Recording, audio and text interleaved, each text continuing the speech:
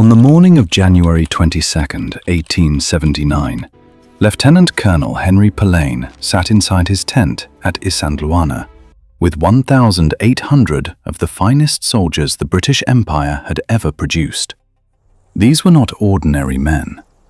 They carried the most advanced rifles on earth. They wore the uniform of an empire that had never lost a colonial war. Their commanders had defeated armies across 4 continents. We have the most advanced guns in this entire world.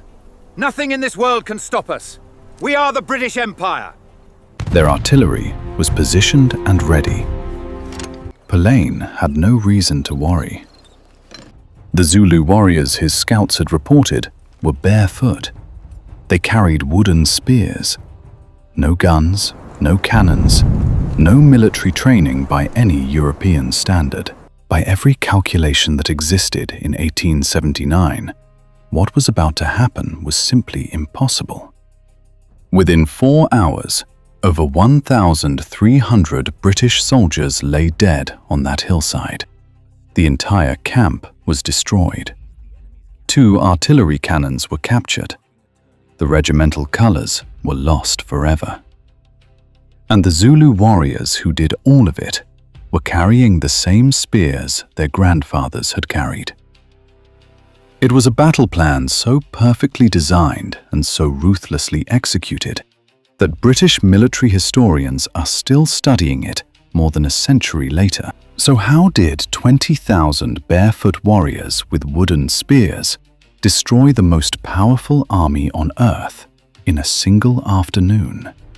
The answer will completely change how you think about what makes an army truly dangerous. To understand why Isandlwana was so devastating, you need to understand what the British Empire actually was in 1879. Not just a country, not just an army, a machine. By 1879, Britain controlled nearly a quarter of the entire planet: India, Australia, Canada, large chunks of Africa. The sun literally never set on British territory. Because their empire was so vast, the daylight always touched some corner of it.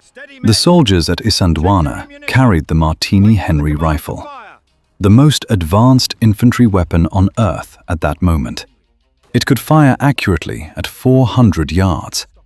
It could punch through 2 inches of solid wood at close range. Each soldier carried 70 rounds and had been drilled to use every single one under pressure. They had field artillery cannons, cavalry trained to chase down any retreating enemy, supply lines stretching hundreds of miles. Their officers had served in Afghanistan, India, and the Crimea. They had suppressed armed rebellions across 4 separate continents. They had faced cavalry charges, jungle ambushes, desert warfare. They had never lost a major colonial campaign. Not once. Not against anyone. Lord Chelmsford told London the war would last no more than a few weeks. He planned a quick, clean victory and a return home before summer. He was not being arrogant. He was being completely logical. By every military calculation available, the Zulu Kingdom simply could not stop a British advance. Every single calculation was catastrophically wrong. The Zulu Kingdom in 1879 was not what the British expected. They expected primitive, disorganized, frightened men who would scatter the moment British rifles opened fire. What they found was something deliberately built over more than 50 years. King Shaka Zulu, who rose to power in the early 1800s, had completely revolutionized warfare across southern Africa. He looked honestly at how his warriors fought, identified every weakness, and rebuilt his entire army from the ground up. Before Shaka, warriors threw long spears from a safe distance. Shaka eliminated that. He shortened the spear into a compact stabbing weapon called the Iklua, paired every warrior with a massive cowhide shield, and trained them to close distance fast, to sprint inside the enemy's range before they could react. Then he designed something military strategists still study and teach today: the bullhorn formation. Picture a bull's head from above. The chest, the largest mass of warriors, charges straight at the enemy front, drawing every weapon toward the center. The horns, two fast-moving wings, sprint wide around both sides simultaneously, encircling the enemy completely before anyone realizes what is closing around them. Every warrior knew his exact role. Every movement was rehearsed until it became pure instinct. Every horn closed at precisely the right moment to seal the trap. This was not men charging blindly forward. This was a military system, designed with clear purpose and refined over decades. By 1879, under King Cetshwayo, the Zulu army numbered 40,000 warriors in distinct regiments called impis. Each impi carried its own name, battle history, and fierce collective pride. Warriors trained for years. Discipline was absolute. A British scout who observed a Zulu impi moving across the hills before the campaign wrote that it was the most disciplined military formation he had witnessed in his entire career. That scout had served in 3 separate wars before setting foot in Zululand. January 22nd, 1879. Early morning. Lord Chelmsford made the decision that would haunt the British Empire for decades. He split his force. Reports suggested a small Zulu unit was moving in the hills miles away. Chelmsford took half his men and marched out to find them. He left Colonial at Isandlwana with 1,800 soldiers to hold the camp. He left without concern. Nothing more than a minor skirmish at worst. What nobody in his command knew was that 20,000 Zulu warriors were already lying concealed in a deep valley less than 5 miles from camp. Silent, motionless, waiting since before dawn. The Zulu commanders had watched the British camp for days. They knew the layout, the artillery positions, the terrain in precise detail. They knew Chelmsford had divided his force. They had chosen this exact window deliberately. Around 11 in the morning, a routine British cavalry patrol crested the ridge above the valley. They found 20,000 warriors staring back at them. The patrol turned and rode hard toward camp. And the Zulu army rose and began to move. The speed shocked every survivor who later tried to describe it. The chest surged up the valley at full sprint. The 2 horns exploded outwards simultaneously, racing wide across the hillsides, curving inward around both ends of the British position. Colonial formed his firing line. Soldiers opened fire. Warriors fell in large numbers, crossing the open ground. But the horns kept running. Colonial did not have enough men to cover both flanks and hold the center simultaneously. His line stretched dangerously thin. The British firing line was a wall built to face one direction. The Zulu horns were running clean around it. Then the ammunition crisis destroyed everything that remained. The Martini Henry consumed cartridges at a ferocious rate. Soldiers sent runners to the supply wagons, and in the chaos of battle, with warriors closing from 3 directions, they discovered something almost impossible to believe.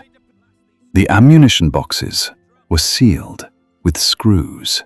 British soldiers stood at supply wagons in the middle of a desperate battle, searching for screwdrivers, arguing about procedure, while men on the firing line ran completely dry. By the time the ammunition flow recovered, the horns had already closed. The left horn swept around the northern end of camp. The right horn sealed the southern escape route. Soldiers who had been firing controlled volleys suddenly found warriors appearing directly behind them. The firing line collapsed inward from both ends at once. What followed was not a battle. It was a disintegration. Hand-to-hand fighting erupted across the entire camp. Officers screamed orders nobody could hear. Small groups of soldiers formed back-to-back circles and fought with bayonets until overrun. Individual men made their final stands behind wagon wheels, in open ground with nowhere left to go. The entire engagement lasted less than 2 hours. When it ended, 1,329 British soldiers were dead, both artillery cannons captured, the regimental colours gone, the camp completely destroyed. A handful of survivors broke through the right horn and rode desperately for the Buffalo River, with Zulu warriors sprinting alongside their horses, stabbing upward at the riders as they galloped.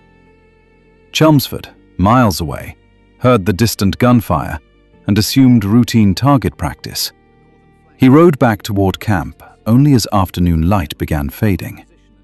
He found silence and bodies covering every inch of ground in every direction.